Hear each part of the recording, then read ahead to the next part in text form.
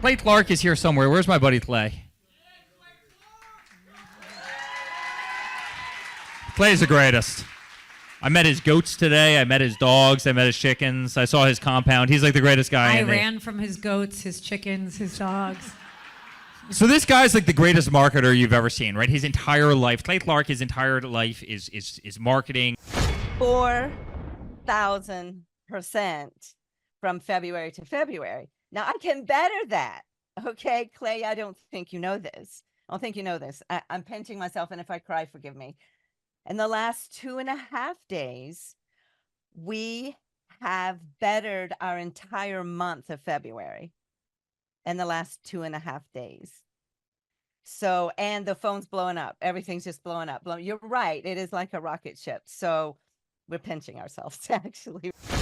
I learned at the Academy, Kings Point in New York, acta non verba. Watch what a person does, not what they say. Some shows don't need a celebrity narrator to introduce the show, but this show does. In a world filled with endless opportunities, why would two men who have built 13 multi-million-dollar businesses altruistically invest 5 hours per day to teach you the best practice business systems and moves that you can use? Because they believe in you, and they have a lot of time on their hands. They started from the bottom, now they're here. It's the Thrivetime show starring the former U.S. Small Business Administration's Entrepreneur of the Year, Clay Clark, and the entrepreneur trapped inside an optometrist's body, Dr. Robert Zillner. 2 men, 8 kids, co-created by 2 different women, 13 multi-million-dollar businesses. We started from the bottom, now we're here. We started from the bottom and we'll show you how to get here. Started from the bottom, now we're here. We started from the bottom, now we're here. Started from the bottom, now we're at the top. Teaching you the systems to get what we got. Colton Dixon's on the hooks, I break down the books. C's bringing some wisdom and the good looks. As the father of 5, that's why I'm alive. So if you see my wife and kids, please tell them hi. It's the CNC up on your radio. And now 3, 2, 1, here we go. We started from the bottom, now we're here. We started from the bottom and we'll show you how to get here. Started from the bottom, now we're here. We started from the bottom, now we're here. We started from the bottom, now we're here. We started from the bottom and we'll show you how to get here. Started from the bottom, now we're here. We started from the bottom. Are you living a life that you love? You're getting ready to flow! Or are you finding yourself just watching every day pass by as you respond to an endless barrage of emails? I just love Monday mornings. Over 176 emails every single Monday. I love it. Are you wasting your time serving on committees that you don't even care about? The 2019 Board of the Silver Springs Community would now like to welcome as chairman of the HOA Pool Party Committee, Mr. Clay Clark. But first, we will start with the reading of the minutes from last week's meeting, and then we will do the Pledge of Allegiance, and then we will have some small cheese cubes, and then we will do speed networking. Sounds exciting. Is your calendar overflowing with obligations and attending events that you don't even want to go to? Oh, well, look here. Looks like I'm cordially invited to attend the honorable wedding of Amanda and little Mookie at the DFW next Tuesday night. Well, do I even know who they are? Am I even related to them? Maybe they sent it to the wrong address. Well, looks like they're serving chicken and B.O.B. What? Are you living a reactive overall existence, or are you designing each and every day? Honey, this is your mother. You never come over anymore. You're only over on Mondays and Thursdays and Sundays. What is it? Call me back. I called you 10 minutes ago. Craig, I can't find my pants. I need to rent your pants, bro. Call me back. Frick. If you have decided that this is going to be your year to thrive and to become intentional about who you spend your time with and where you invest each and every moment of your life, then this show is the show for you. Some shows don't need a celebrity narrator to introduce the show, but this show does. 2 men, 8 kids, co-created by 2 different women, 13 multi-million-dollar businesses. Ladies and gentlemen, welcome to the Thrivetime Show. 3, 2, 1, here we go! Started from the bottom, now we here. Started from the bottom, and we'll show you how to get here. Started from the bottom, now we here.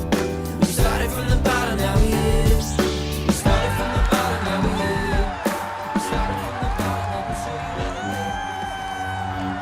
Welcome back to another exciting edition of the Thrivetime Show on your radio and podcast download. Today, I'm recording the show from the river walk, the path the path that leads you from our office to the golf facility located directly next to our Thrivetime Show World headquarters. The official time is what is it right now? It is 7:20 in the morning on Saturday, and I am looking out over the river, which looks beautiful in the morning today, and it is actually filled with water. The Arkansas River is filled with water. And today we're talking about, do you truly believe that success is a choice? We're asking the question, do you truly believe success is a choice? Well, congratulations, my friend. You are still alive. You're not dead. Blood is pumping through your veins and you are breathing. But are you truly living? Are you thriving? Are you celebrating each and every day and the very limited time you have on the planet? Or are you just merely surviving? Are you treading water, trying not to drown? Or are you living with purpose and passion? Or are you going through life just putting in your time until you die? Do you wake up every day with a fiery passion and excitement about what the day holds? Or do you wake up every day feeling overwhelmed by bills and an endless sea of obligations and to-do lists that you couldn't care less about? You know, Steve Jobs, the co-founder of Apple, once wrote, "If you live each day as if it were your last, someday you'll most certainly be right." Is your enthusiasm for what you do growing stronger day after day, or is your spirit being dampened more as you log another 40 hours into a soul-sucking job you hate? If you were the captain of a big cruise ship, would you say that you're getting closer to your destination or further away, drifting at sea? Are your valued relationships growing stronger as you invest more and more quality time into quality people who you share goals and values with? Or are your relationships becoming more and more toxic as you hang around people and invest time in people who don't share your goals and values? Maybe it's family. Are you physically feeling supercharged, like you're getting closer and closer to optimal health? Or do you find yourself struggling to find the motivation to work out after a busy day doing things you don't care about? Are you living in your inbox? Are you spending your entire day, every day, just responding to emails? Is that all you're doing, is responding to emails? You wake up every day, just hundreds of emails coming in? Is that what your life has become, is responding to emails? And burning fires from reactive employees that call in sick every day, people that just cannot figure out how to show up consistently. I've been there. If that's where you are, trust me, I have been there. Are you working in a business that you love? Have you built a business that you love? Are you working in a business that you love, or do you hate it? Do you resent it? Do you wish that you could just own the business and not just own a job? Or do you find yourself owning a business and owning your schedule, or are you a slave to your business? Is the business a slave to you, or are you a slave to your business? Are you living in a self-employment hell? Do you feel like your employees are holding you hostage? Do you feel like each day is getting you one step closer to the achievement of your goals, or are you drifting further and further away? Are your goals getting dangerously close to becoming completely out of view? Napoleon Hill, the best-selling self-help author of Think and Grow Rich, once wrote, "Cherish your visions and your dreams as they are the children of your soul, the blueprints of your ultimate achievements." For a moment, allow your mind to drift with me, to kind of go to a place, allow your mind to dream with me, let's kind of drift out of our current reality. Let's dream just for a second. If you were truly thriving, what would that day look like? If today was going to be a great day, what would today look like? Forget your current situation for a second and let your mind dream up your own personal utopia for a second. In fact, to make this easier, I'll dream with you. I'll share with you what my day looks like today, and then maybe this would help you think about what you want your day to be like today. So this morning, I set my alarm. Yep, I set my alarm for 3 a.m. What? Why? I love 3 a.m. It's dark. Nobody else is up yet. It's quiet. I can think. What time did you go to bed? I went to bed. I did go to bed. I went to bed. Check this out. I went to bed at 9 o'clock. You went to bed at 9 o'clock? Yeah, I go to bed at 9 o'clock p.m. and I wake up at 3. Oh, I love that. So I get to sleep a good, 6 hours. So I wake up at 3. Well, Clay, what do you do when you wake up at 3? What are you doing? Well, I immediately drive to work. So I got to work. I get to work. I'm at work. I'm at an office located at the Riverwalk, 1100 Riverwalk Terrace. You should Google it, look it up. There it is in Jinx, Oklahoma. So I get up and I do my meta time. I'm designing my day. And so I wrote down the things I need to get done today. You might say, well, what kind of things do you need to get done today? Well, I don't have my calendar in front of me because I took time. I left the office, but I'm going to tell you what's in the calendar. I just don't have the actual calendar in front of me. 5 o'clock, I called Mr. Randy Atrican. He is a unbelievably great guy. He is a guy who owns a remodeling, kind of an outdoor staycation business there. And great business. And if you're out there looking to turn your backyard into a staycation, you want to check out his business. And it's PMH OKC is his company, PMH OKC. This guy's been a client for a while, I think 4 months now. And we've helped him totally revolutionize the way he hires people. He now is hiring great people. He's not being held hostage by his employees. And he's rising up the Google ranks. He's getting more business than he's ever gotten before. He's on the verge of, check this out, growing by 40% in just 4 months. Bam! That is exciting for me. So then the next call at 6, I talked to Dr. Timothy Johnson, who's a great guy. He's an ophthalmologist, and he's decided to team up with somebody he met at a conference by the name of Justin Wren. And Justin Wren has a cause called Fight for the Forgotten.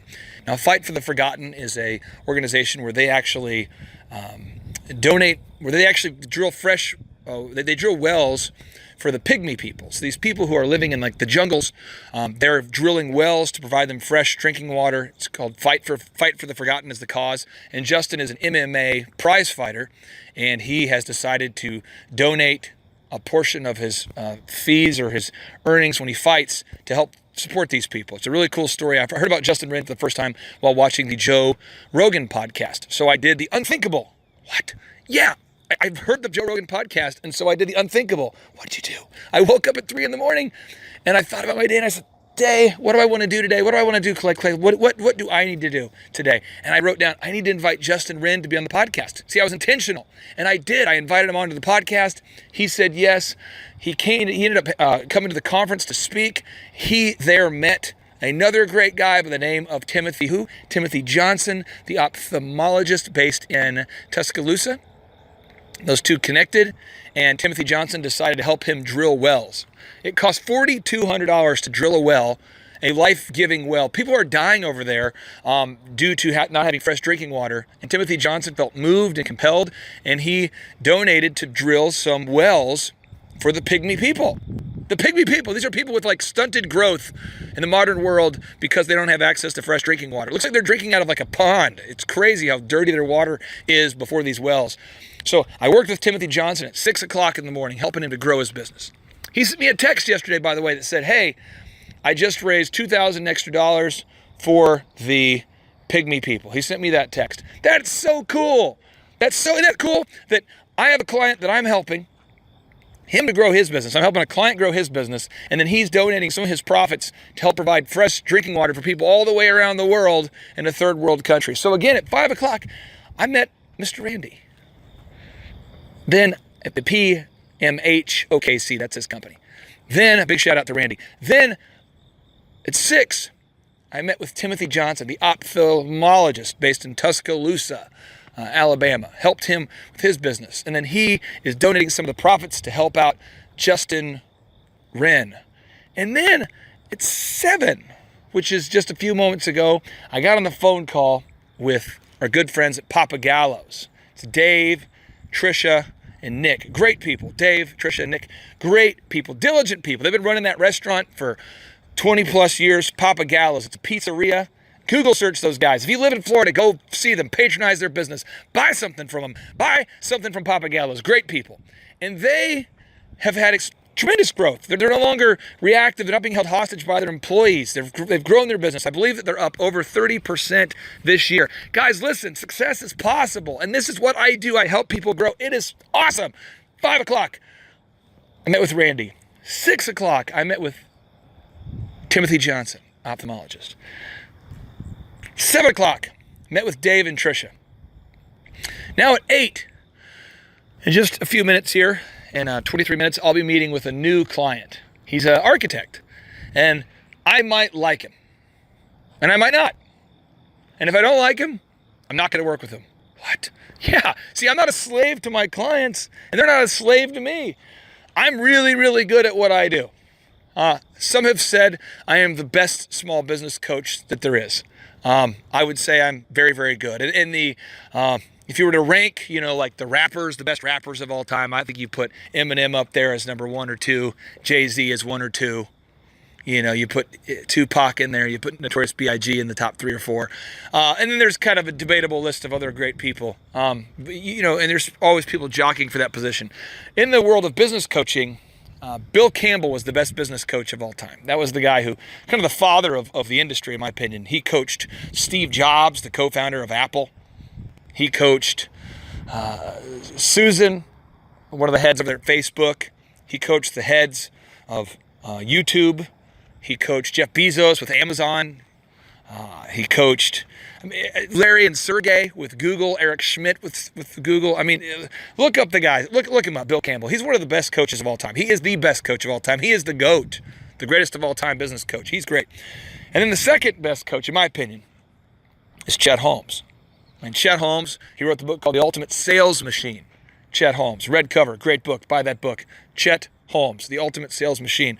So you've got Bill Campbell, you've got Chet Holmes, and then I think, based upon the success of my clients, it'd be me. But maybe you'd disagree, and that's okay. But I'm meeting with an architect who, in our city, in our town, in our community, he is known as the top architect for what he does. He does home construction, a lot of big commercial projects. He's known as one of the best. And so the whole world is chasing after him. They want his business. And we're going to help him gain the time freedom and financial freedom that he's been seeking. He's got the financial freedom. Now we're just trying to get that time freedom back. The time to enjoy life. Because life is such a short thing, is it not? I mean, I think time is our most important asset, right? Because you can always make more time. No, you can't. You can always make more money, right? You can always make more money, but you can't make more time. You can make more money, but you can't make more time. Time. It's now 7:40 in the morning.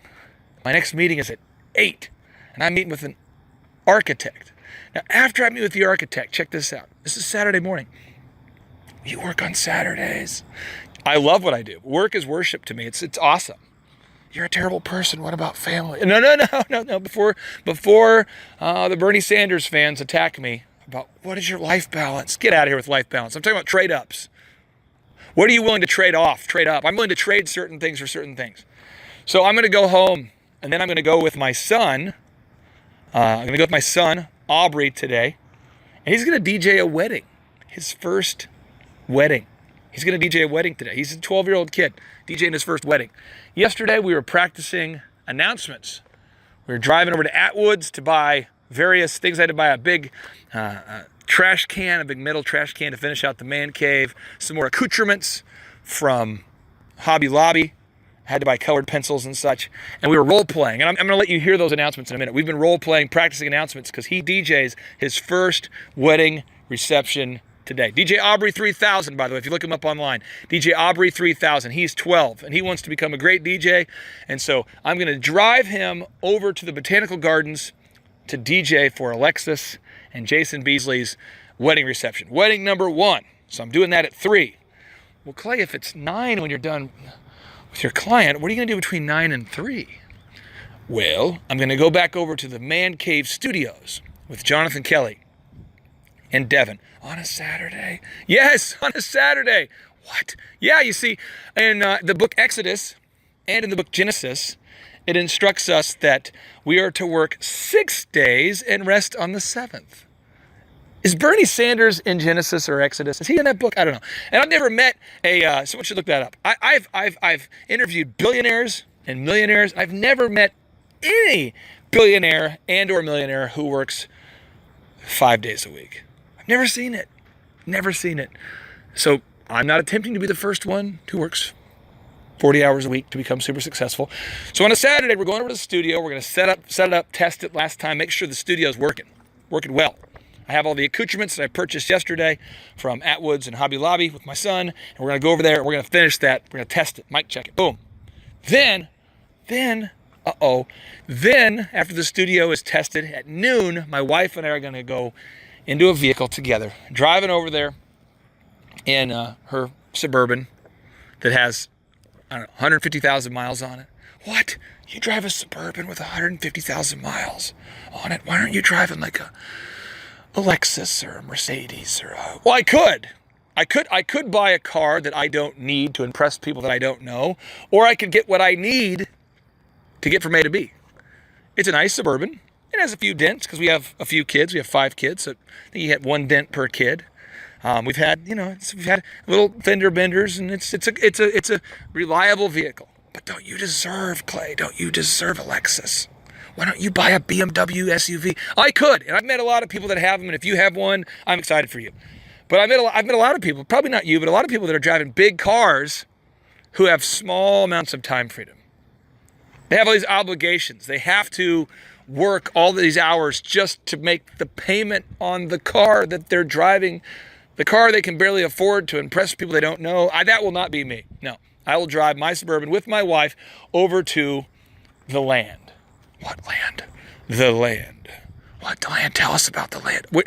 I'm in the process of trying to build a campus where we can infinitely expand the conferences. I want to keep the conferences small and intimate, but I want to be able to do more of them without the restrictions of, various neighbors in a commercial setting. I want to be surrounded by trees. I want it to be Camp Clark and Chicken Palace, where you can come and after a conference, after you have a great time at a conference, maybe it's like a Friday, the conference is wrapping up, it's a fall Friday, if the weather feels crisp, you can go out there with people you've just met. But all of you are business owners. Everybody who comes to our workshops, they are business owners. They are bona fide. They are vetted.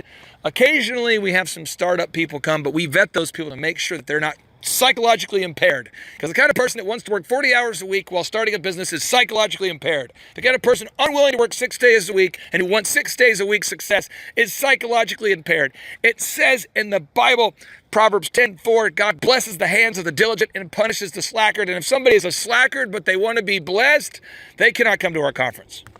So you will be surrounded, when you come to our conference, you're going to be surrounded by Charles Kolaw and Amber Kolaw, the guys who own Kolaw Fitness. Google those guys. Great clients of mine. They've been in business for over 20 years. I've helped them grow that business dramatically. Kolaw Fitness. I teach them the systems, but they diligently apply those systems. You're going to be, we're talking about a multi-million-dollar company here. They are growing dramatically. Check them out, Kolaw Fitness. You're going to be seated. You'll be seated next to Shaw Homes. ShawHomes.com. Check them out, ShawHomes.com. Aaron Antis, the largest home builder in Oklahoma. You're going to be surrounded by the folks at Shaw Homes. You're going to be there. The person next to you is going to own one of the largest gyms in Missouri. The person next to you is going to own one of the largest gyms in Missouri. The person next to you is going to own the largest home building company in Oklahoma. Things could be worse. You can pick their brain, you can talk to them. And now at the new campus, we're going to go out and have some s'mores together. We're going to the person with the most sales, we might just have a hot air balloon where you can signify the fact that you're lifting off and taking off, getting that hot air balloon and disappear. We're going to have a pond out there. It's going to be awesome. It's going to be great. That's what we're working on. So I have to put in the work on the 6th day with my wife. And the thing about work that's great is that in the Hebrew language, the Bible was written in Hebrew. The Old Testament was written in the language of Hebrew. The word work means worship. What? Yeah, the word work and worship are the same word. That's what it means in the Hebrew language, work and worship. The word vocation means calling. I feel called to do this. When you are doing work and diligently putting your hand to the plow, you will have this feeling called satisfaction that you get as a result of putting in the work. What? Yes, you get this feeling called satisfaction after you put in the work. And if you don't put in the work, you're not going to get the feeling of satisfaction. Why? Because you didn't deserve it. The world teaches us to strive for vacation, which means to retreat from.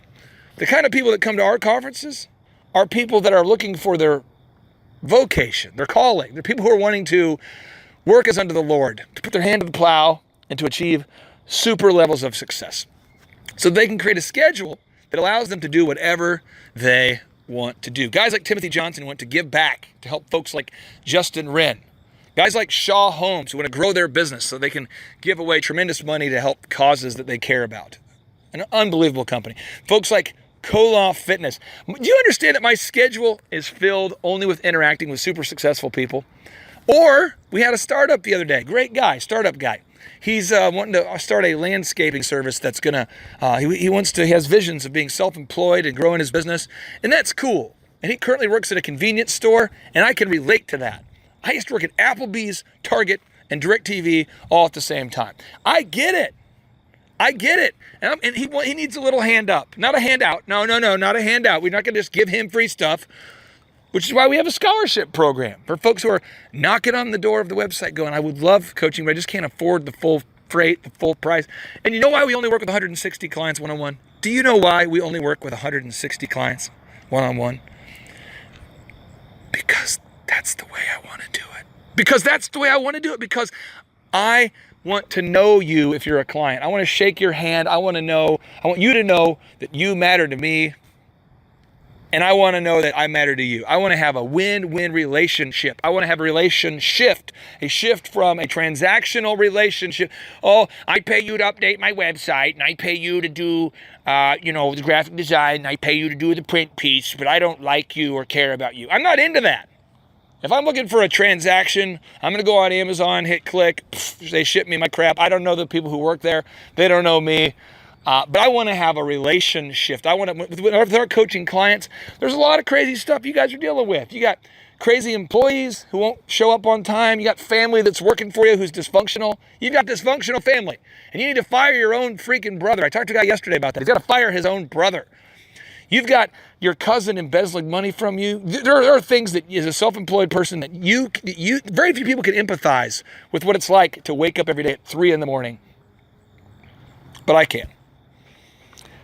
I designed my day. So after we go look at the property and meet with the architects about building the new buildings and such, I'm then going to, guess what I'm going to do? I'm going to go take my son to DJ a show. What? Yes. Clay, are you saying that you actually liked your day? Yes, I love my day. Why? Because I designed my day. It would be weird if I designed my day and then didn't like my day. So I will end by asking you this question. Who is designing your day? Who? Are you allowing people to design your day by clogging your day, filling your day with emails? I want to design a life where I wake up in the morning and I sit in a chair and I respond to emails all day. Is that what you're doing? Are you allowing your day to be designed by people who email you? Are you allowing your day to be designed by obligations?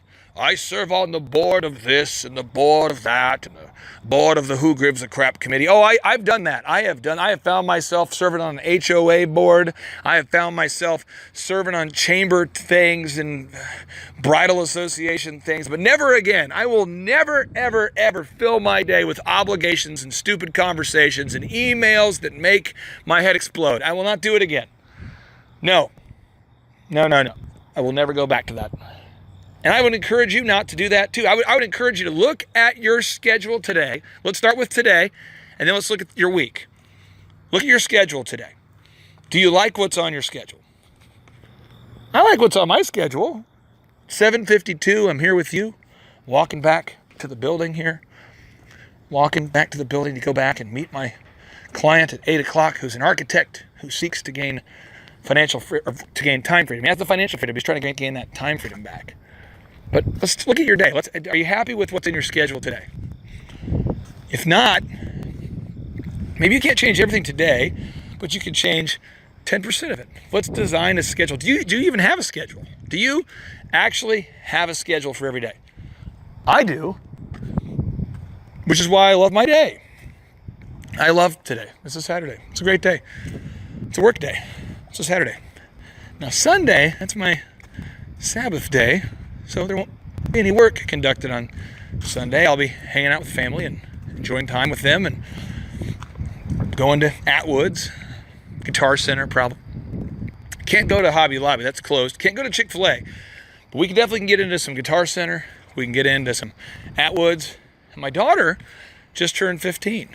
And so we're going to have a little blasty blast family party with her and for her. But what I'm doing right now is I'm walking back to my office at 7:53, getting ready for my 8 o'clock appointment. And I'm asking you, what are you doing today? What's in your calendar? Because if you, to paraphrase John Maxwell said that you can predict somebody's success by what's in their calendar. You can predict somebody's level of success by looking into their calendar. You know, if you showed John Maxwell your calendar, he could predict your future success or lack thereof just by looking into your calendar. Lee Cockrell, the former executive vice president of Walt Disney World Resorts, once said, "What gets scheduled gets done. What gets scheduled gets done." And I scheduled this podcast here with you, which is why it's getting done. And now at 7:54, I'm going to be walking inside the office to meet our architect client for our first face-to-face meeting. We had our initial consultation over the phone, and I will welcome him into the Thrive community, and we're going to help this guy grow his business. All right, so Devin, last night, my son DJ'd Jason Beasley's wedding reception. Oh, man. Thus, I went to bed at the latest I've ever been to bed in years. You see, as a wedding DJ, I always got back from my shows after, midnight or 1 a.m. or 2 a.m. Yeah. And Jason, he's a wild man. Jason Beasley and his wife, Alexis, they wanted to party. Whoa. So they were there till about 10. Wow. I know. And so then I took down the gear, and Andrew and his wife, Manna, helped us. And I got home last night around midnight. And then this morning we had to get together to record and edit and do what we have to do. Right. At 5. Right. And not only do I look bad, but I feel bad. But I'm here with the listeners because I said that I would be here. And we are recording now from the studio, which we are intentionally designing and updating. It's very intentional. The Man Cave studio that was demolished by the flood. And this is the first show we've recorded back in the new studio. And can you please explain what kind of decor you're seeing go up all around you? We got books everywhere and all sorts of accoutrements. We got elephants and we have dragons. We have just everything that you wouldn't expect to see here. What kind of people are on the walls? We have successful people. We have some Seth Godin, some Richard Branson. Yep. We have Muhammad Ali. Muhammad Ali. Bill Belichick. Oh, yeah. Steve Jobs is right behind you. Oh, I can't see him. We have the letter Z everywhere. We have the books on the wall, the books on the shelf of the people we've interviewed. Right. Just hundreds of people we've interviewed with a little green sticker on the books to represent the people we've interviewed. Right. We've got Edison bulbs in here to celebrate the life and times of Thomas Edison. Keeps us warm. But it's intentional. Right. It's intentional. And I just feel like a lot of people are not intentional with their decor. They're not intentional with their schedule. and they're not intentional. And in order for my son to DJ last night, you know what I had to do to get him ready to DJ? What'd you have to do? We had to role play those announcements over and over in the car. Oh, man. To get him to a level of satisfaction. Therefore, the people at the wedding will have a good time. We had to make sure that his level of preparation met his level of excitement to be a DJ. Right. He had a passion to DJ, but we had to make sure that he has a passion to practice. And the kid has spent literally thousands of hours practicing DJing upstairs every Sunday night when we have family over. He practices. But we had to practice those announcements. And do you know why we had to practice the announcing of Mr. and Mrs. Jason Beasley? Because you don't want to screw it up. Right. You have to introduce the couple for the first time, or maybe it's the second time at that point, but you have to introduce them at the wedding reception. And as a DJ, you don't want to drop the ball. No. And so I have audio, sneaky audio, of me role-playing with my son, getting him ready to, intentionally getting him ready to become a wedding DJ at the young age of 12. This audio was recorded while I was driving my Hummer 38 miles per hour en route to Atwoods to buy nothing in particular, but to buy it now. Ladies and gentlemen, please stand. Ladies and gentlemen, please stand. It is my pleasure to introduce to you the new Mr. and Mrs. Jason Beasley. Now you want to end with a crescendo. Like the peak. You want to crescendo up. You want to move up. You want to end with a high note, a high point, right? Okay. So here we go. Ladies and gentlemen, please stand. Ladies and gentlemen, please stand. Once again, ladies and gentlemen, please stand. it is my pleasure To introduce to you the new Mr. and Mrs. Jason Beasley. Better, but let me try one time, okay? Ladies and gentlemen, please stand. By the way, eat the mic. Ladies and gentlemen, please stand. It is now my pleasure to introduce to you Mr. and Mrs. Jason Beasley!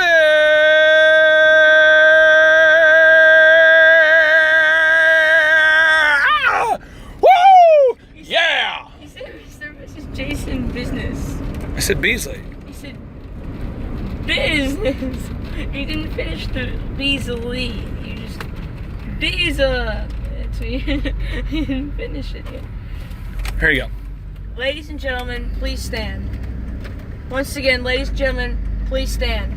It is now my pleasure to introduce to you for the very first time. Well, did I say that or not? No, you don't need to say that. You want to add things, but you don't need to. Because they just said it for the first time at the ceremony. Yeah. You want to get all clever. Don't get all fancy. Don't get all bougie. Ladies and gentlemen, please stand. Ladies and gentlemen, once again, please stand.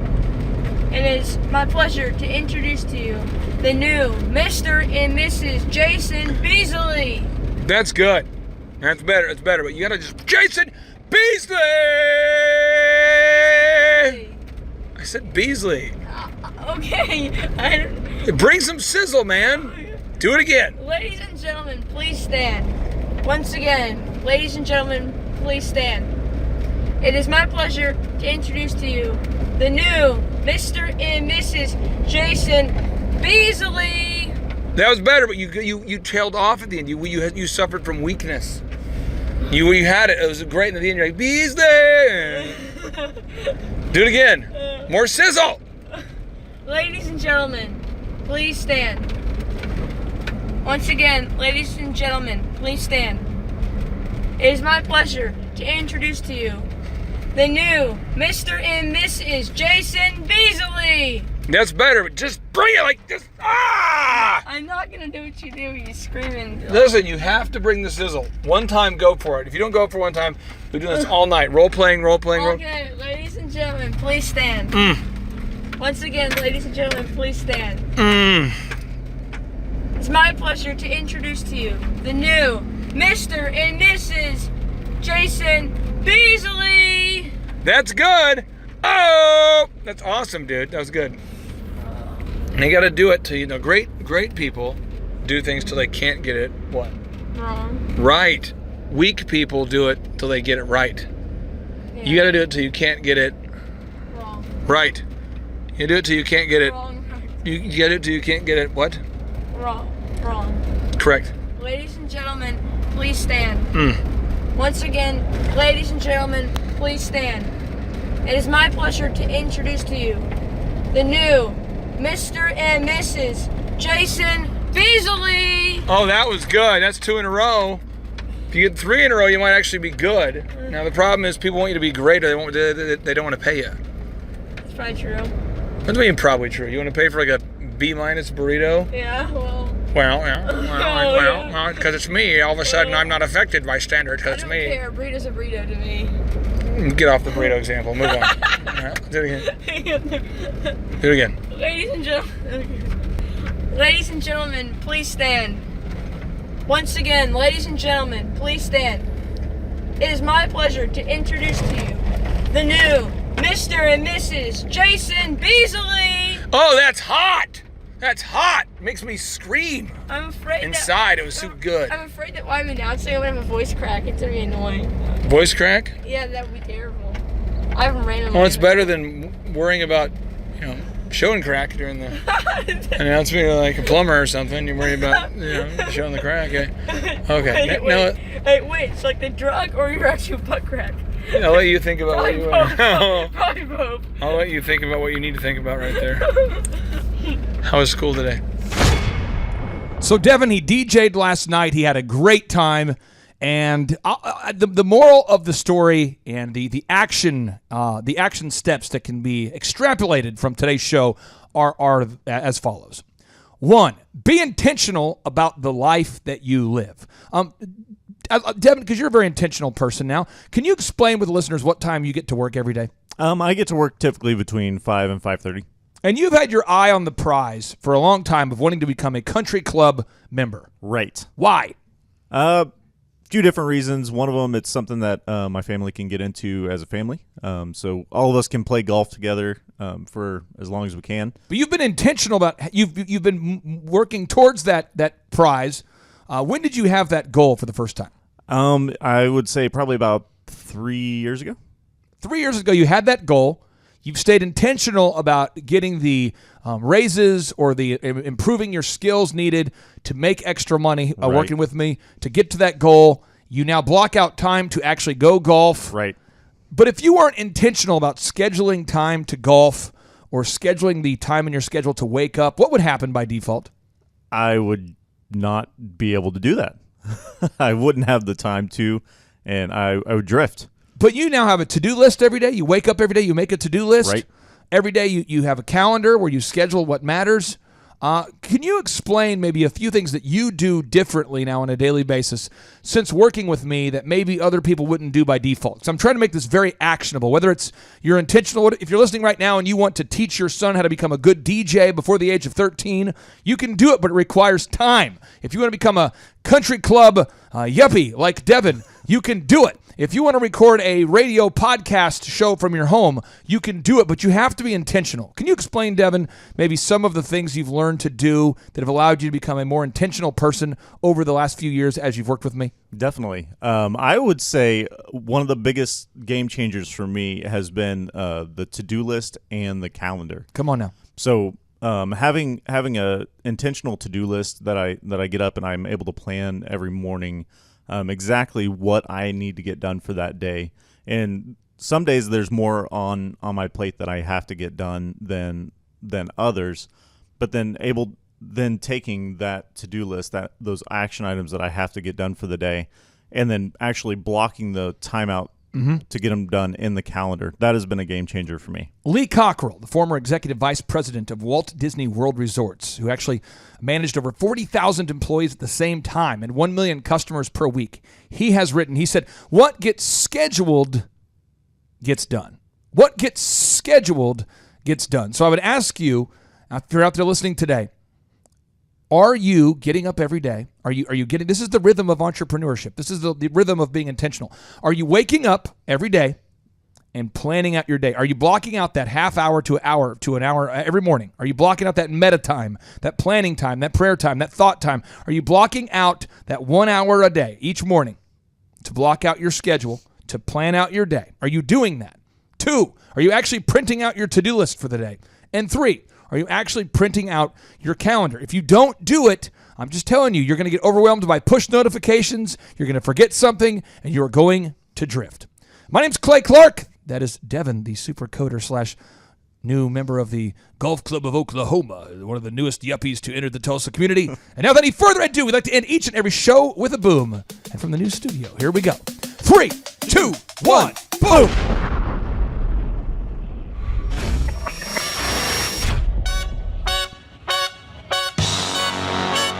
Attend the world's best business workshop led by America's #1 business coach for free by subscribing on iTunes and leaving us an objective review. Claim your tickets by emailing us proof that you did it and your contact information to info@thrivetimeshow.com.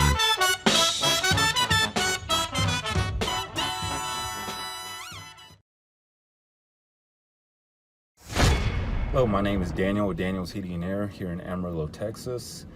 The way Google has affected my business, we have got a lot of calls from Google. Right now it's July and we've had the best month ever. The only other thing I have, it says, is a B18. Hey. That's it. B18, baby. That's my favorite number. B18999.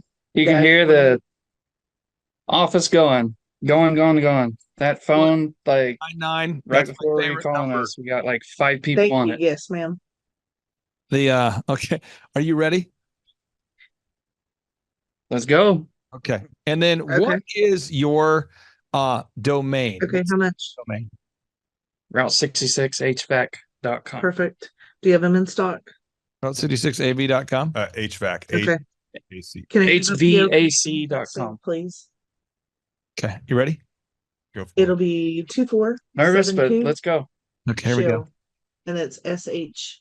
3. Sorry, SCHILL. All right, Thrive Nation. On today's show, we're talking to an HVAC man. An HV. What does the HV and the AC stand for? Brandon, pop quiz. What's the HVAC stand for? Heating, ventilation, and air conditioning. Yes, this guy, I'm telling you, he knows his trade. He's actually in his office right now. So, folks, if you hear somebody on the phone, it's because they're always selling. They're always doing customer service. They are a real company. Carter, I am fired up to have him on today's show. Carter, this is your longtime client here, Route 66 HVAC. Oh, yeah, and I'm equally fired up. Oh, yes. Okay, so I got to ask you, we've been working with you guys for a while, and my understanding is you guys are getting more leads. Brandon, are the amount of leads increasing, sir? Well, I can say before we started business with you guys, we didn't really have any because we just weren't using Google at all. And now we're getting so many Google leads, so many like word of mouth and cultural leads out of the community outreaches and stuff we're doing. And now we're having phones just going left and right, phone calls, and I need more phones or we're just going to have to answer calls. You know, it's going crazy. If you see that board back there, that's what it looks like right now in the schedule. So that's your schedule behind you? Yes. So look at how full that is. Carter, you had something you wanted to say there. Oh, yeah, no, I was just going to say, you're going to have to get the whole 2 phone situation going on at once. Learn how to have 2 conversations at once. Yeah, definitely. Hey, let me tell you something real quick about this. This is let me see here. This is a true story. I don't know if I can prove it though right now. I want to prove it. The Tulsa World, they came out to my office back in the day and they did let me see. They did an article on me. See, local DJ spinning. Let me see if I can find it. And they did an article on me. And when they did the article, they took a photo of me. And in the article, I'm holding 2 phones. Because I'm taking a phone call and I'm on another one. And then the picture guy took a photo and I wasn't prepared for that. So back to your business. Now, you guys, your phone is ringing more than ever. Is that an accurate statement, sir? Yes. There's like never a time in the day where someone's not on the phone. And most of the time it's 2 people on the phone at the same time. Now, Carter, in addition to that, you guys, so step 1, I'm trying to go over some kind of our stack of wins here. You guys, we've increased the lead flow. That's wonderful. Next is that you guys went from a startup to where you're actually now on pace to, head to $1 million business. Tell us about the growth rate. Tell us about, because you really went from a startup to a success story. From start point of where we got in contact with you guys, we actually did cross the $1 million mark, from where we started with you guys. And I mean, we were also profitable, even though by like in the first year with all the mistakes that we made going into business at the beginning, because we didn't know, we're not business people, we're HVAC people, right? So, and we made a couple of mistakes along the road, and we're still able to be profitable in the first year. Now, Which so is a again, feat of itself. this is great stuff. Now, Carter, you guys are also rolling out recurring maintenance packages. Tell us about this, because I think a lot of our clients we work with in the HVAC space, in the optometry space, in the legal space. I mean, clients we work with in all different industries, they're always trying to find a way to generate recurring revenue. Tell us about these recurring maintenance packages, Carter. What kind of the vision is here? Yeah, so the recurring revenue is great because as a business owner, it gives you a little bit of security, but it always has to be a value add for your customers. Otherwise, what's the point? And so we have come up with, or they've kind of crafted it over time, where we have 2 different recurring maintenance packages and just lets the customer choose which one works best for them. And it's a lot of it helps the customers because it's a proactive way to afford some HVAC solutions. And I think what happens is, Brandon, I think a lot of people think, I don't qualify to have success. They watch a video like this and they go, he's a genius. Brandon's a genius. He's the golden baby. I can't possibly do this. What do you say to somebody who's thinking about reaching out to work with myself, Carter, and the team? What would you say to somebody who's, thinking about coming to a conference or thinking about scheduling a 13-point assessment? They should straight up do it. I mean, because the advertisement that got us there on your end was a Facebook ad. It said no BS. And we went to that first conference back in July, about a year ago. And that's exactly what it was. It wasn't, you didn't beat around the bush, didn't try to do the upsells or anything like that to try to and another thing, you can be this tier, and another thing, we'll add this. No, there wasn't any of that. It was just straightforward. This is exactly what you need to do in order to make your business succeed. And it's really awesome that we were actually able to cross 1 million, because I think the average startup in HVAC space, like chucking the truck, whatever, by himself, is usually only like 100,000 for the first year, and we did approximately 10 times that. Now, we charge a flat rate. We're a flat rate service. It's $1,700 per month. We have a weekly meeting with every client. So, Carter, you meet with these wonderful guys every week. Yes, I do. And in the meeting, the purpose of the meeting is to help you grow your business. But it's a flat rate service where we just charge it. How much does that help you, Brandon, as a business that went from a startup to where you guys are at, knowing that you're only going to pay a flat rate of $1,700 as opposed to some variable, ambiguous fee that may or may not be charged? It's predictable. I know exactly what I'm getting charged every single month. And I can arrange my expenses to be able to cover all that. And it just makes it real easy on my end, trying to track it. That is the move. Now, I'm pulling this up here again.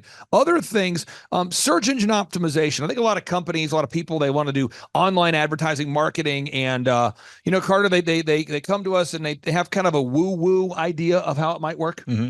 Because there's all these marketing companies that pitch these theories on what might work. You might try this. You might look at this. This might make you go viral. This might get some leads. This might create a TikTok thing for you. This might create an Instagram reel that really goes viral. You might get this might work. This might move the needle. There's all that kind of, this might get your name out there. There's all those kind of marketing jargon. Mm-hmm. But we have a linear plan we're taking you down. Brandon, how much does it help for you to know that you have a linear plan and that Carter's going to help you track the results every week? It just, like I've been saying, it makes it predictable. I know what's coming ahead because I've read ahead of where I need to be and where I can see in the future what's coming up. It also keeps me on the same page as we're going in the process of getting better, because we're not perfect by any means, as a company. That's the whole point of training and the whole point of coaching, to where we can get to that point.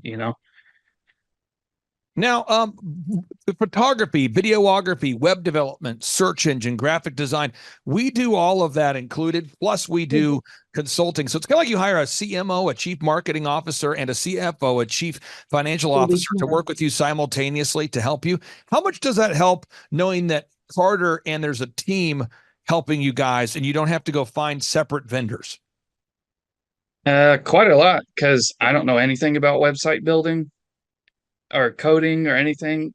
Like, I got to log into the background on the WordPress and stuff, but I don't go anywhere into that because I could mess it up really easily. I don't understand what's going on back there, but it's doing stuff and it's working.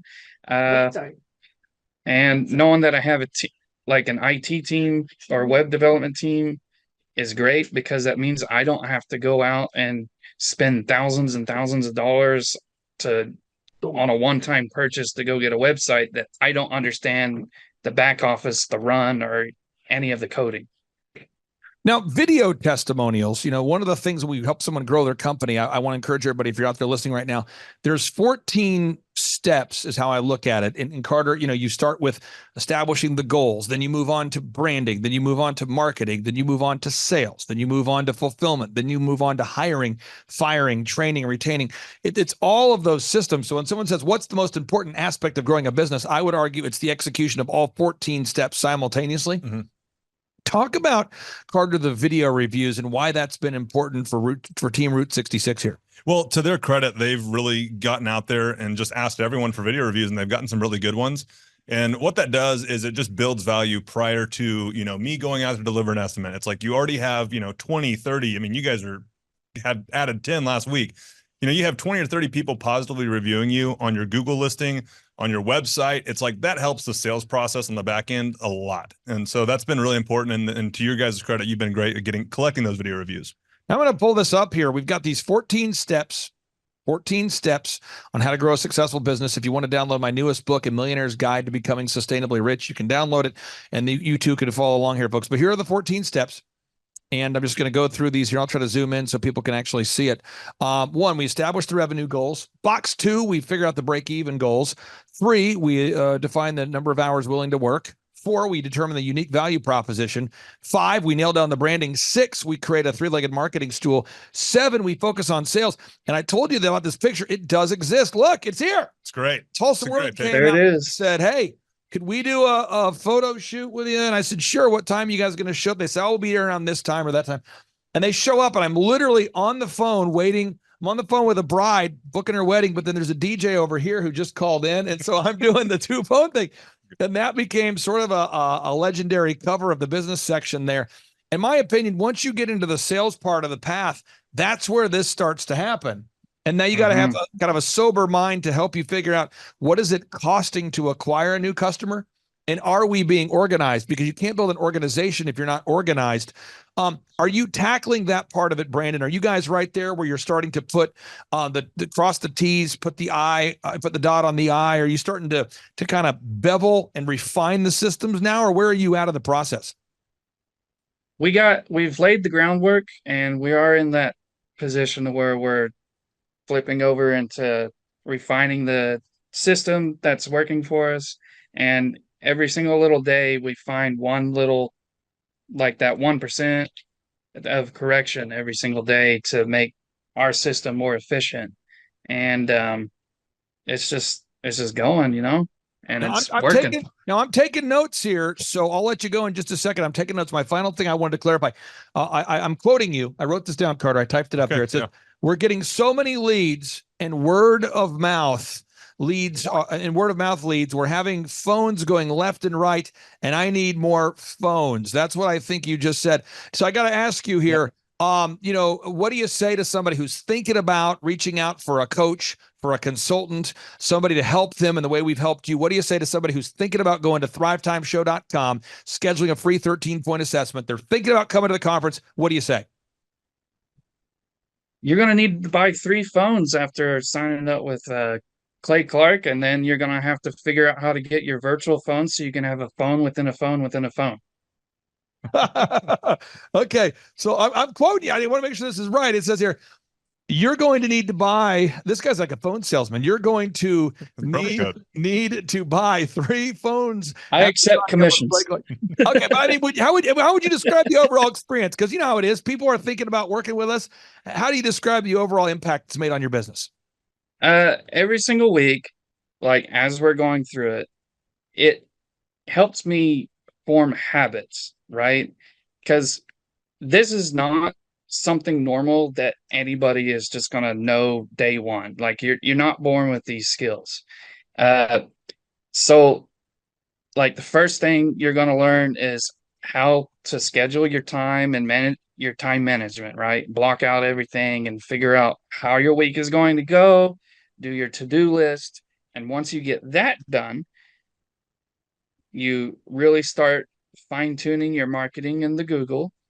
And once you do that, then you start looking inward on your company to try to, via osmosis or just actively progress, getting everybody working in your company to also reflect the habits that you build along the way. You know, this show is so hot. I must put on sunblock to watch it while editing. It's so good. Brandon, I really appreciate you carving out time for us. I really respect you guys, the work you're putting in. Carter, thanks for leading these guys down the proven path here. I'm super excited to check in with you at our December conference and see where you're at. Perhaps we'll have a new success story here in December to share. Again, thank you so much. And for people that are in the area, one more time, that website, you're in Oklahoma. What's the web address there, sir? The web address is www.route66hvac.com. And if you're in Delaware, go ahead and call them. I mean, it's worth the travel fee. You might as well pay for 18 hours of travel each way to have a guy fix your HVAC. It's a tourist destination, folks. It's Route 66 HVAC. Now, folks, I don't want people traveling to Tulsa just to visit the home office of Route 66 HVAC. So if you do that, at least hire them to fix somebody else's AC. All right. Thanks again there, Brandon. I really do appreciate you. We'll talk to you soon. All right. Bye-bye. Hello, my name is Daniel with Daniel's Heating and Air here in Amarillo, Texas. I just want to tell you a little bit about how my life was when I was invoicing customers. It was total chaos in the office every time we had to invoice a customer. When it was time to give a customer a bill, they'd turn into a ninja. They'd ghost me. They'd take off. All of a sudden they had things to do.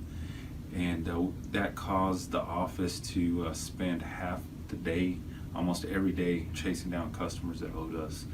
At one point, there was a time when we had a total of $60,000 to $70,000 that was owed to us, and we were chasing these people down constantly. And after we stopped invoicing customers, we ended up coming up with the new game plan. And that game plan was to offer them that $7 diagnostic fee for first-time customers, and then we would, in order to save their spot on the schedule, we would need to take payment. So we'd either take a check over the phone or the credit card number.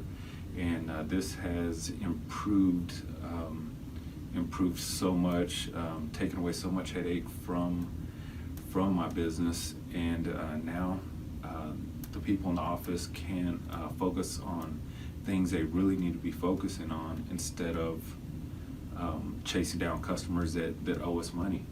So this has drastically improved the business and a lot less stress, definitely.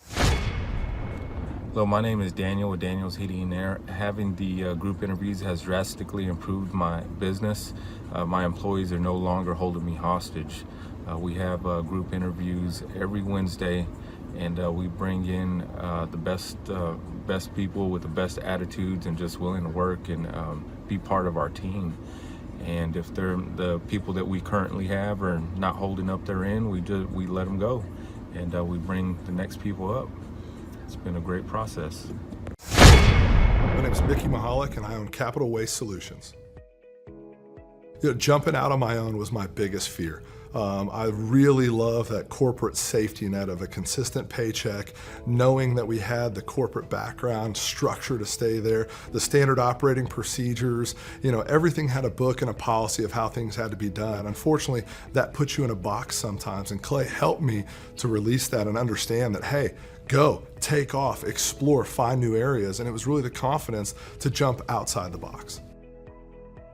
Anytime you start something new or you have to reach out, I feel it brings a level of exposure by admitting, maybe I don't know as much as I put off about sales or marketing. When Clay came to speak with me, he said, it's okay to not know everything.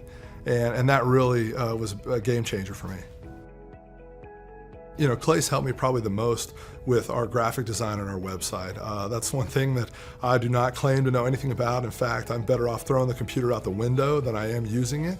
What was nice about working with the guys at Thrive 15 and working with Clay was I could go in with a silly sketch on paper, pencil and paper, and I could say, hey, this is what I want to look like. Or they would make it so simple. They'd pull up my phone and say, hey, FaceTime with me real quick and point to what you don't like. And they worked on my level instead of me having to meet them at their level. And not only that, but the upbeat atmosphere is fun. You come in and it's all about you. And it's nice to be the one that gets to drink from the fountain instead of constantly pouring into someone else. Why not learn something new? Why not admit to yourself that, hey, I can learn more, I can be better, I can be greater? As a basketball player in college, I was nothing without the coaches that invested me day after day after day to help me work on a move or a play that maybe I wasn't the best at, and that fueled me to be successful in our game. It's those little battles that win the war, and when you have Clay Clark, it's a coach, it's a general that helps you through the battle, so ultimately you win that war. I know it's exciting listening to a podcast where somebody is calling other people, but this is how it happens. This is how we go to that phone technology, and we'll know if he's ghosting us if he doesn't pick up. No pressure at all. Just, Here we go. Just we'll count the number of rings as it goes along. I say happen? 3. I'm gonna put my money on 3. How's it going, Ted? Good, man. How are you? Doing good. Hey, Not bad at all. Hey, are you? Are the guys learning stuff down there in Amarillo? Yes, they learned a lot. They learned a lot. It was a lot of fun having those guys. They're a bunch of good guys. I think we had. I can see why you made Ben a manager over there. Yeah, Ben. I mean, and for the listeners out there that don't know, we're in the process of opening up a Snow Bear Heat and Air in Tulsa, Oklahoma. I say we, John and I'm putting up 49% of the cash. John's putting up 51% of the cash, so it's his problems. And the guys went down to Amarillo. We had Ben down there, Jonathan, and Ty, I believe, right? Yes. And so you're teaching them the dark arts of HVAC. And we have a listener here today here, Daniel. His name is James. James, meet Daniel. Hey, Daniel. How you doing? Doing pretty good, James. How you doing, sir? Doing well, doing well. Now, James is a guy who has a business that's doing well. James, can you explain what you do for a living and what your business does? Yeah, so we're electrical contractors, electricians, to just put it simply. So we provide electrical services in for residential and commercial, and soon we'll be doing some industrial work as well. Got it. And so you have a few questions here for Daniel. So I'm going to let you ask Daniel any questions you have about. I believe we have a lot of questions focused on commercial work and invoicing and these kinds of things. So you can ask Daniel any questions you want because he has become the master of working on commercial projects. More so questions in the realm of the estimating on commercial projects. As you well may know, the estimating on residential projects is relatively simple, but can get pretty complicated when you get into the commercial projects. How do you handle your commercial bids? Well, the best practice for making the switch from residential to commercial is basically preparing to charge the customer 15 to 20% more than what you would charge for a residential job, because the liability on it is a lot higher. Right. So higher risk. So you need to kind of beef up your insurance and prepare to stay at those jobs a lot longer. And the way I do it, I'll tell you a little bit the way I've kind of priced the commercial stuff. think of every possible job you could think of, put it on paper. Next, think of everything that would go into to that one job, from man hours, material, office staff hours, and don't forget to calculate your taxes in there. My CPA and myself, we put together a formula where we just plug stuff into an Excel spreadsheet. We went through each one of these jobs, and that way we get a true net profit on each job. And after you've done that, you put everything on paper. You put it in a price book. That way, you're not constantly thinking how much I need to charge for this job. You just flip to it. And what we're using now for, instead of a price book, we have a program called Field Edge. It's a software, and that helps office staff stay on schedule.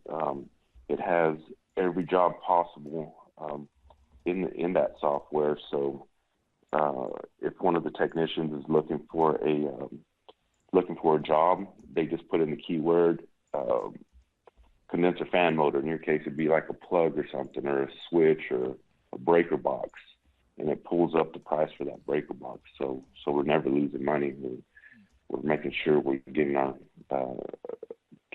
about 35% net profit, or true net profit. Right. That was going to be my next question. Kind of, what is your range that you shoot for in terms of overall profit in the job? What's the percentage on that? So you're saying you like to go for what percentage of profit there, Daniel, just so all the listeners can understand? Residential, I like aiming for about 30 to 35% net profit. Yep. And like I said, on commercial, you want to charge 15 to 20% more because there's a lot of things that can go wrong on a commercial job. So we're looking at 45, 55% net profit after on a commercial job. Let me ask you this. I don't know if you run into this doing HVAC, but dealing with like a lot of these general contractors, you'll have some kind of a change here or there. How do you deal with the change orders, or because a lot of these general contractors like to slip something in the last second. They'll like say, oh, hey, you know what, I need this over here too. Can we go ahead and do that? How do you deal with that? Well, again, that's where our software comes into play. On that software, the customer has to sign off on everything that he's agreed to pay for. So he hasn't signed off on it and told us it's okay. Well, we'll have to get him to sign again on. We'll have to write him up another bid and get him to sign off on it again. Right. Basically, because after like he signs off on it, he has to pay for it. Right. Yeah, I figured that. I mean, we, dealing with general contractors, just, I've learned you've got to be super detailed with everything that's involved in the job scope. And then, because I think general contractors, even just regular customers, will see what they can get added in, after you've already done everything that you guys originally agreed to. So, but I was just curious to know how you kind of dealt with that. I mean, it sounds like we're on the same page. I put all the wording and verbiage that went into that document before the customer actually signs to agree for us to do the work. I sent that to the lawyer, which is Scott, and he signed off on it and said, yeah, that looks good. So go ahead and load that into your Field Edge software. That way everything's legal, and they can't come back later on and say, well, you said you were supposed to do this and you didn't do it. Hey, you signed off on it. And as soon as they sign off on it, it sends them an email right away. Daniel, I want to make sure I'm breaking this down for all the listeners so they get it. And Dr. Breck, I want to get your take on this too. Sure. But what happens is, and the name of your company, it's ECS Electric, am I correct? ECS Electric, yes. What's your website? It's ECSElectricLLC.com. What? How long have you been in business? Since the beginning of 2018, January 2018. Are you growing? Yes, exponentially. Awesome. How much have you grown this year as a percentage? We did about 300% from, let's see, the end of 2018, or 2018 to in 2019. 300%. Okay. And how long have you been a client with us? Not even a year yet. Yeah, and so this is, I want to make sure the listeners get this, because this is important. And Breck, I want to get your take on this. We got so much wisdom here. I want to see if we can distill it all. One is, you right now, if you're listening today, you've got to get serious about your pricing. Okay, so right away, let's go ahead and do what Daniel said to do. Let's sit down with our accountant this week, action item, and let's properly price out stuff. Breck, for years you wandered in the wilderness of very busy and unprofitable as a chiropractor. Can you preach the good news to somebody out there who just won't sit down and figure out their pricing? Well, that was actually one of the first things I did with my coach was to sit down and figure out where are we at in the market and what can be done differently than what we've currently been doing or historically doing. And our pricing was definitely something that was brought up. It stood out as a red flag pretty much immediately. And so, he challenged me to call all of our competitors or a number of our competitors and figure out, okay, where really is the price point in the area, because he knew that I wanted to still be economical and affordable, and that I didn't want to price myself out of reach for our patients. But at the same time, he felt like I was clearly leaving money on the table, and he wasn't wrong. And so we did that. And it was time to make a change in our price structure, and that happened 2 years ago now. And there's a little pushback on that. Anytime you make change, there's going to be a little bit of pushback. About but 10 overall, or 15% of customers aren't happy with it, maybe? I don't even think it was that high, honestly. Okay. But and there's different things. Some of the things we did were we had some different giveaways that we were doing on a routine basis. Yep. And I would say the patients were more upset of how we changed the giveaway structure. So, there's a certain entitlement. Once you've done something, there's an expectation you'll continue to do it that same way. And that was inherited from a former partner. Yeah. And so I looked at that and said, okay, this isn't really sustainable moving forward. We'll just adjust it a little bit. Right. And that small adjustment actually made a bigger issue for the patients. And that was where we give away a massage after so many visits. So that went from every 5th visit to every 7th visit.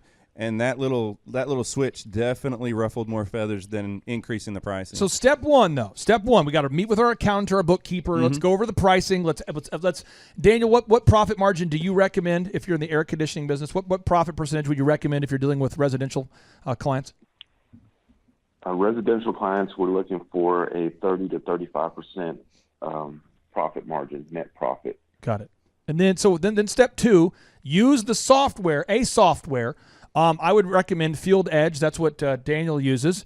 Or use Excel. I don't care. But have your standardized pricing written down somewhere. And what I would do, Mr. Cruise Missile, is I would always refer to a partner who is rigid about pricing. So as an example, if I am meeting with a customer and they go, man, you're a lot more than you were last year.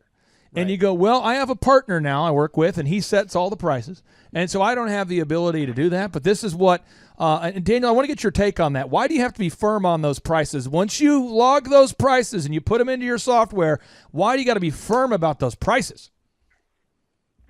You want to be firm about the prices because we're in it to make money. We're not in it to lose money. And I don't give the technicians that work for me any authority to change the prices. They can't go into the software and adjust those prices. The only people that can adjust those prices would be my office manager. There it is. And what happens is that the customer always wants to pay less money, and the employees always want to pay raise. Always. Every employee wants to make more money, and every customer wants to pay less. And if you compromise on either side, pretty soon you're not profitable. Now, step 3 that Daniel just mentioned, he said you need to charge 15% more for commercial jobs. Daniel, please explain again in detail why you have to charge 15% more for commercial jobs and the potential liability that's there. Well, the liability on that is a lot bigger than it would be on a residential house. So if you're working on a residential house, I mean, one of our technicians may step through the roof, and that will just cost me about $150. We're working on a commercial job currently, and if the crane operator drops that air conditioner through the roof of that commercial building, that's going to cost me thousands of dollars. So liability is a lot higher. So you have to take in account if something does go wrong. you have to charge that 15 to 20% more just in case something does go wrong. And this is Nathan with Complete Carpet. We've got great business owners here. I want to throw one other little caveat in there for the people that are listening to this. Remember that it starts also with the value and the good quality work that you're doing first. In the absence of value, price is the only thing that matters. So if you are looking at bumping your price up a little bit, start off by making more value and more quality. And then when you bump your price up, your customers won't notice that much. We bumped our prices up just like Dr. Breck did, and that helped us tremendously. And I thought, oh, we will just, a bunch of customers run off. We lost almost nobody because everyone said, well, we're not going to use anyone else, and you're still affordable. We just became profitable. Right. It's just really, really, really important that everybody out there understands we've got to learn to price properly. We can't have this poverty mentality where we're busy but we're not profitable. That's a dangerous place that you can get stuck in. Well, yeah, and then you talk about scalability and plans for the future, and I mean all of these different things. If your prices aren't what they should be, or they're constantly adjusting, then those numbers are an elusive thing. They're always moving. The target's never the same.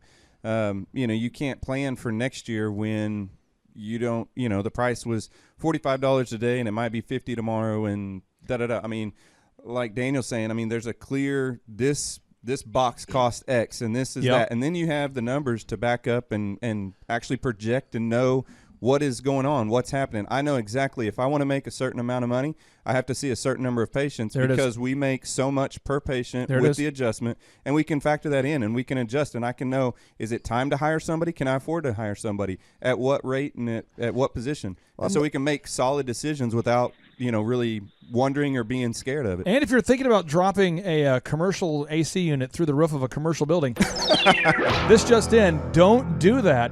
Now, another question that the cruise missile has here is how to schedule the extra time needed to tackle bigger commercial jobs. Can you maybe dive into that question of what you want to ask Daniel here? Can you dive into that? What you want to ask? Yeah, Daniel. Obviously, the commercial bids for me, they're taking 4 times, 5 times the amount of time a residential bid would take. Obviously, that has something to do with familiarity, but also just the complexity of them, at least in the electrical industry. So what do you do to kind of get through those commercial bids quicker, and how do you make time for that? So we do use that software called Field Edge. And that helps the office staff stay on schedule along with all the technicians and helpers. And in that software, there is every job is priced. So they can go through a commercial project and bid an air conditioner. So that commercial air conditioner is priced in that software. So all they have to do is check and see the size of the unit, and then they can correspond that to Field Edge, and Field Edge will pop up the price right away, and we'll know exactly how much time it's going to take to do that, replace that commercial unit. Right, because you can refer back to maybe some of your past projects too, and also kind of gauge off. How much is Field Edge per month? Isn't it like $1,000 a month? It's only $250 a month, and then it's $50 per device. Each technician has an iPad that they carry around with them. So when all that software is loaded on there, they can take payments, they can take, they could send out quotes right away. Yep. All their jobs are on there. There's so much it can do. It tracks them. For all the listeners out there, if you are an electrician, a contractor of any kind, air conditioning, I recommend that you check out the Field Edge software, because it's going to take you probably, Cruz, 20 hours to load in all the variables, and it's going to ask you for the price of this and that, and then you're just sitting there putting data in it. But once you have it, I mean, Daniel, wouldn't you say even on the most complex commercial jobs now, it maybe takes 10 minutes of clicking around to get a quote? Yes, and I usually schedule about 1 hour per quote, so they're in and out quick. Yeah. I do have another Less question. than an hour most of the time. Daniel, I have another question. So kind of getting like in residential, it's pretty easy to kind of secret shop and figure out what your competitors are, pricing and whatnot. I mean, you can I've done it. We install generators, and so I've had other electrical companies come out and bid for a generator install at a home, and that's easy. I can get somebody to do that. But when it comes to the commercial side of it, how do you price against your competitors? How do you know what the market is on these certain items, or these different jobs? How do you? I mean, have you been able to do any secret shopping? What would you say about that? Yes, and that's one thing we do just about once every year. This year we had I have a lady technician, and she called about 15 companies, and out of those 15 companies, maybe 3 or 4 actually showed up or even returned her call, and went and gave her a quote on an air conditioning unit. So I kind of price it off of the local contractors here, and I'm still at my profit margins, 30-35% for residential. So we do the secret shopping. Well, I'm talking more on a commercial level. I mean, are you able to do any secret shopping to see what the other those other contractors are doing on a commercial side? That I actually have not done. I just put my profit margins where they need to be, and that's if the customer doesn't want to go with it, and let me move on to the next. Let me make sure job. that I don't need them. let me make sure the listeners get what he's saying.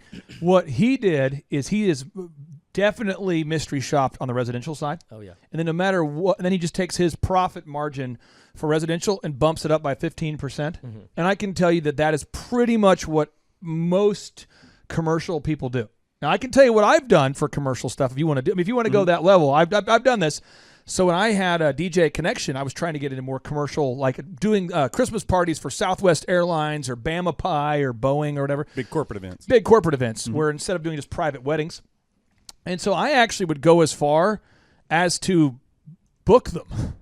So like I would actually hire like big entertainment companies to provide entertainment for my staff. Or for just random people. I would call a client who I knew who had a business and say, hey, you go book the other guys and I'll pay for it. I just want to see, how does that process work? How do they bid you? How do they quote you? And I was able to just get all the information that way. So I've paid for many, many Christmas parties for people who are friends of mine in order to get them to use my competition to find that out. So that's one way to do it. And I got a super dirty move that we've used quite a few times. And if you are doing the bid process or you're going through it, if you make a good relationship with the person that you're going through, I have at least a dozen plus times. It's how I ended up getting the Tulsa Housing Authority contract, and a couple others was the person I was with. I said, hey, I want to do the best job for you. I want to do, what's some of the other bids you've gotten here? And they'll say, oh, yeah, the guy who was just before you, the company, they said that they could do the whole project for around this. I've had these them are their give numbers, me and their actual quotes. I've had them forward emails. Really? I've had that happen. Yeah. And I said, hey, I would love to come in and be your guy. So I want to see if I'm in the ballpark, or maybe I can beat your guys. And they're like, oh yeah, I'll show you what it is. Can you beat this? Now, I see their numbers completely. Now, Daniel, I know you've got church here, so I've got you for 90 more seconds here. I got two final hot questions for you. Commercial contracting. Okay. What should your team consist of? Do you have a job site manager, a foreman, a journeyman? Talk about. I know commercial HVAC is different from electrical, but there's a lot of parallels and similarities. What should a commercial contracting team consist of? So a commercial contracting team, we have a lead technician, a technician, and normally 2 helpers. We'll have about 4 people on the job at all times. Some of those units get pretty big to move around. And as your guys, Ben and John and Ty, they kind of saw how big these units were. Some of them were just as big, about as big as a small house. So what? Yeah, they're huge. Oh boy, you have to buy some insurance there. You deal with these cooling towers. So you said that one was not a cooling tower, but they were package units actually. Oh wow! Wow. So you're suggesting, or you're saying that your team consists of a lead technician, then a technician, and 2 helpers. Is that right? Yes. And I will say we have a great show we did where we interviewed the founder of one of the most successful pool companies in Oklahoma called Pool Creations. We interviewed Jeff. And in that show, Jason could give it to you because it hasn't come out yet. He explains how he does his jobs. but essentially the lead technician shows up on the job site every single day and makes sure that when people leave the job site, it's clean, it's complete, it's finished, and it's just kind of having that person that goes on to the job site every day and actually physically shows up, keeps them from drifting. And that's the top pool company in Oklahoma. And the final question was, should there be a separate role for commercial and residential jobs? Cruise Missile, what do you mean by that? What does this question mean? I want to make sure we're asking Daniel the right question. I'm not quite sure, actually. I don't know if I phrased it that way. Maybe I am mangling your questions. I'm a bad host. Yeah. Did you have any final question for Daniel while we have him here? No, I think he's covered it pretty much. My main questions were on the estimating side. Got of it. Yeah. So Daniel, I've got my final question, and I'll let you take off here. You've grown Snow Bear Heat and Air quite a bit this year. How much have you grown Snow Bear Heat and Air over the past 12 months? Over the past 12 months, this year we made about $350,000 more than we made last year. Ooh. So we're at almost 1.2 million. Up from 900,000 ish, maybe 850. Yes. And you've been a client working with Andrew and myself now for how long? It's been about 9 months, 10 months. Why do you actually implement everything? Like, what is wrong with you? Why do you implement everything? Because Pastor Brian told me, he said, here's the deal. If you work with Daniel, I'm telling you, he's a diligent guy. He's going to execute everything. And because I met you through when I spoke at his church, that's how we met. What makes you an implementer? Why are you not just a hearer of the words? Why do you actually implement? Well, I would describe my weekly coaching meetings with you and Andrew as very productive, from going over all the action items, looking at all the numbers, figuring out ways we can grow, and some of the things that you guys have actually helped me figure out, which I had no idea about, would be the systems on how to hire people was huge on doing the group interviews. Yeah. And firing people, not keeping them around longer than they need to be. So hire fast, fire fast. On how Google works, I had no idea before I started working with you guys how Google and how that helped you to generate leads, and how and you guys building our website for us. That was huge. Well, you are a diligent doer, and I'm not sure what's wrong with you, but I wish that more people had that same problem. I think a lot of people, they hire a coach or a consultant, and they want to know what to do, and you tell them, hey, you need to do the group interview. And then they go, okay, I'm not going to do that, though. I call that an ask hole. An ask hole. It's somebody who wants to know what to do, and they're like a hole of knowledge. You tell them what to do. They keep asking. All the knowledge goes down a hole, and then they do the opposite of what you told them because of their pride, because of what their spouse is telling them, because of whatever blog they've been reading, or whatever TED Talks. I'm serious, though, and it's a tough thing when you have somebody who won't implement. And I can tell you, Andrew has loved working with you. I do too, and I'm so excited to be partnering with you to open up Snow Bear Heat and Air in Tulsa, Oklahoma. I know you've got to head off to church, and I really do appreciate your time. And you're a great American. Thank you so much. JT, do you know what time it is? 4:10. It's Tebow time in Tulsa, Jerusalem, baby. Tim Tebow is coming to Tulsa, Oklahoma during the month of Christmas, December 5th and 6th, 2024. Tim Tebow is coming to Tulsa, Oklahoma in the 2-day interactive Thrivetime Show Business Growth Workshop. Yes, folks, put it in your calendar this December, the month of Christmas, December 5th and 6th. Tim Tebow is coming to Tulsa, Oklahoma in the Thrivetime Show 2-day interactive business growth workshop.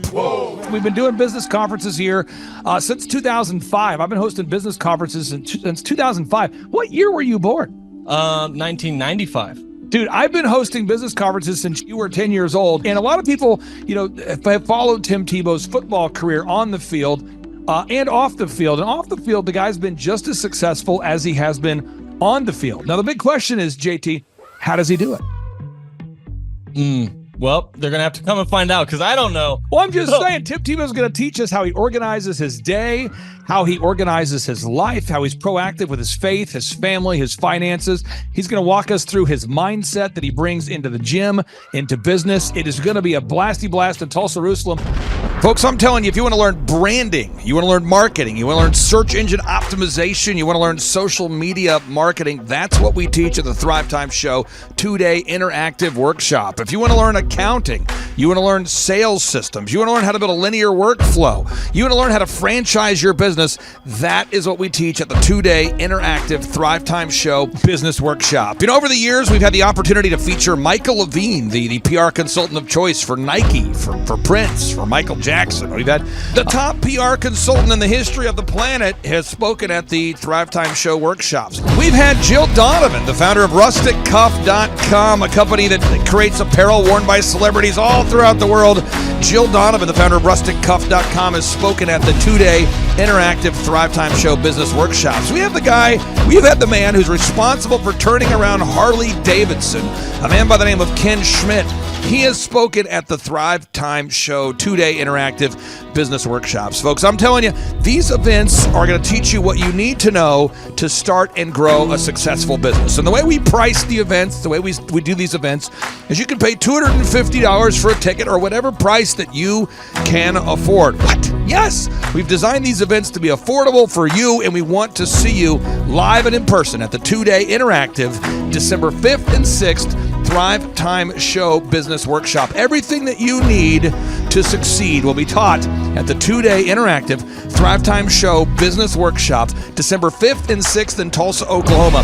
And the way we do these events is we teach for 30 minutes, and then we open it up for a question and answer session so that wonderful people like you can have your questions answered. Yes, we teach for 30 minutes, and then we open it up for a 15-minute question and answer session. It's interactive. It's 2 days. It's in Tulsa, Oklahoma. We've been doing these events since 2005, and I'm telling you, folks, it's going to blow your mind. Yes, ladies and gentlemen, the Thrivetime Show 2-day interactive business workshop is America's highest rated and most reviewed business workshop. See the thousands of video testimonials from real people just like you who've been able to build multi-million-dollar companies. Watch those testimonials today at thrivetimeshow.com. Simply by clicking on the testimonials button right there at thrivetimeshow.com, you're going to see thousands of people just like you who've been able to go from just surviving to thriving. Whoa. Each and every day, we're going to add more and more speakers to this all-star lineup, but I encourage everybody out there today, get those tickets today. Go to thrivetimeshow.com. Again, that's thrivetimeshow.com. And some people might be saying, well, how do I do it? What do I do? How does it work? You just go to thrivetimeshow.com. Let's go there now. We're feeling the flow. We're going to thrivetimeshow.com. Again, you just go to thrivetimeshow.com. You click on the business conferences button, and you click on the request tickets button right there. The way I do our conferences is we tell people it's $250 to get a ticket. Yep. Or whatever price that you can afford. And the reason why I do that is I grew up without money. JT, you're in the process of building a super successful company. Did you start out with $1 million in the bank account? No, I did not. Nope, did not get any loans, nothing like that. Did not get an inheritance from parents or anything like that. I had to work for it, and I'm super grateful. I came to a business conference. That's actually how I met you, met Peter Taunton. I met all these people. So if you're out there today and you want to come to our workshop, again, you just got to go to thrivetimeshow.com. You might say, well, who's speaking? We already covered that. You might say, where's it going to be? It's going to be in Tulsa, Jerusalem, Oklahoma. And someone says, Tulsa, Jerusalem. I'm really trying to rebrand Tulsa as Tulsa, Jerusalem, sort of like the Jerusalem of America. But if you type in Thrivetime Show and Jinx, you can get a sneak peek or a look at our office facility. This is what it looks like. This is where you're headed. It's going to be a blasty blast. You can look inside, see the facility. We're going to have hundreds of entrepreneurs here. It is going to be packed. Now, for this particular event, folks, the seating is always limited because my facility isn't a limitless convention center. You're coming to my actual home office, and so it's going to be packed. Who? You're going to come. Who? You? I'm talking to you. You can just get your tickets right now at thrivetimeshow.com. And again, you can name your price. We tell people it's $250 or whatever price you can afford. And we do have some select VIP tickets, which gives you an access to meet some of the speakers and those sorts of things. And those tickets are $500. It's a 2-day interactive business workshop, over 20 hours of business training. We're going to give you a copy of my newest book, The Millionaire's Guide to Becoming Sustainably Rich. You're going to leave with a workbook. You're going to leave with everything you need to know to start and grow a super successful company. It's practical, it's actionable, and it's Tebow time right here in Tulsa, Jerusalem. Get those tickets today at thrivetimeshow.com. Again, that's thrivetimeshow.com. Hello, I'm Michael Levine, and I'm talking to you right now from the center of Hollywood, California, where I have represented over the last 35 years 58 Academy Award winners, 34 Grammy Award winners, 43 New York Times bestsellers. I've represented a lot of major stars, and I've worked with a lot of major companies. And I think I've learned a few things about what makes them work and what makes them not work. Now, why would a man living in Hollywood, California, in the beautiful sunny weather of LA, come to Tulsa? Because last year I did it and it was damn exciting. Clay Clark has put together an exceptional presentation, really life-changing. And I'm looking forward to seeing you then. I'm Michael Levine. I'll see you in Tulsa. Thrivetime Show 2-day interactive business workshops are the world's highest rated and most reviewed business workshops because we teach you what you need to know to grow. You can learn the proven 13-point business systems that Dr. Zellner and I have used over and over to start and grow successful companies. I mean, we get into the specific steps on what you need to do to optimize your website. We're going to teach you how to fix your conversion rate. We're going to teach you how to do a social media marketing campaign that works. How do you raise capital? How do you get a small business loan? We teach you everything you need to know here during a 2-day, 15-hour workshop. It's all here for you. You work every day in your business, but for 2 days you can escape and work on your business and build these proven systems so now you can have a successful company that will produce both the time freedom and the financial freedom that you deserve. You're going to leave energized, motivated, but you're also going to leave empowered. The reason why I've built these workshops is because as an entrepreneur, I always wish that I had this. And because there wasn't anything like this, I would go to these motivational seminars, no money down, real estate, Ponzi scheme, get motivated seminars, and they would never teach me anything. It was like you went there and you paid for the big chocolate Easter bunny, but inside of it, it was a hollow nothingness. And I wanted the knowledge, and they're like, oh, but we'll teach you the knowledge after our next workshop. And the great thing is we have nothing to upsell. At every workshop, we teach you what you need to know. There's no one in the back of the room trying to sell you some next big get-rich-quick, walk-on-hot coals product. It's literally, we teach you the brass tacks, the specific stuff that you need to know to learn how to start and grow a business. And I encourage you to not believe what I'm saying, and I want you to Google the Z66 auto auction. I want you to Google elephant in the room. Look at Robert Zellner and Associates. Look them up and say, are they successful because they're geniuses, or are they successful because they have a proven system? When you do that research, you will discover that the same systems that we use in our own business can be used in your business. Come to Tulsa, book a ticket, and I guarantee you it's going to be the best business workshop ever, and we'll even give you your money back if you don't love it. We've built this facility for you, and we're excited to see you. And now you may be thinking, what does it actually cost to attend an in-person 2-day interactive Thrivetime Show business workshop? Well, good news. The tickets are $250 or whatever price that you can afford. What? Yes, they're $250 or whatever price you can afford. I grew up without money, and I know what it's like to live without money. So if you're out there today and you want to attend our in-person 2-day interactive business workshop, all you got to do is go to thrivetimeshow.com to request those tickets. And if you can't afford $250, we have scholarship pricing available to make it affordable for you. I learned at the Academy in Kings Point in New York. Acta non verba. Watch what a person does, not what they say. Whoa. Good morning, good morning, good morning. Robert Kiyosaki, the Rich Dad Radio Show. Today I'm broadcasting from Phoenix, Arizona, not Scottsdale, Arizona. They're close, but they're completely different worlds. And we have a special guest today.